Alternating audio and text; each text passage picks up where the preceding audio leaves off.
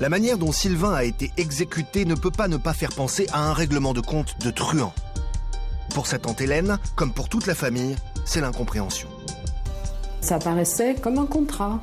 Donc un contrat, ouais, on s'est posé des questions tout de suite. Hein. On savait que c'était un garçon honnête et que ça nous paraissait bizarre qu'il y ait un contrat sur lui.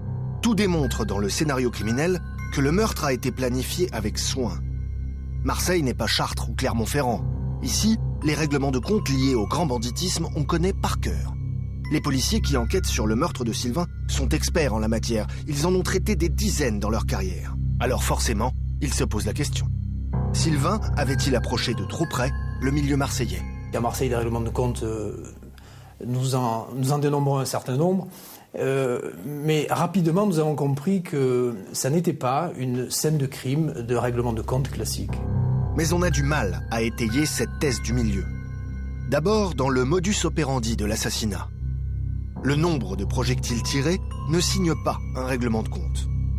Pour être sûr d'atteindre définitivement et de façon radicale sa victime, un voyou du milieu ne va pas hésiter à tirer une fois, 2 fois, 3 fois, 10 fois, autant que son chargeur contient de munitions. Ensuite, et surtout, la personnalité de la victime elle-même ne colle pas. Si vous ne me posez pas la question, est-ce que Sylvain pourrait être du milieu, vous voyez, je ne me la serais jamais posée. Je me la serais jamais posée. Ça me paraît assez fou de penser ça. Mais quand on travaille à la brigade criminelle de Marseille, la question du milieu se pose toujours, au moins en préambule. Dès qu'on sait à qui on a affaire, un marin d'État, et ça arrive très vite ça, on se dit, on le passe au fichier chez nous, il n'est pas connu. Donc rapidement, on comprend qu'on n'est pas sur une piste de banditisme. Sa vie a été passée au tamis, aucune connexion mafieuse n'a été trouvée. Militaire de carrière dans la Marine nationale, ce n'est pas a priori la plus commode des couvertures pour mener des activités liées au grand banditisme. Pour être dans la marine, je pense qu'il y a une enquête de moralité qui est faite tout au long de la carrière d'un marin, d'un militaire en général.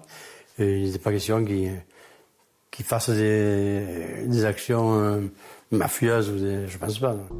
Sans faire lui-même partie du milieu, Sylvain aurait-il pu s'en approcher d'un peu trop près? Histoire de jeu, de prostitution, de drogue, d'armes?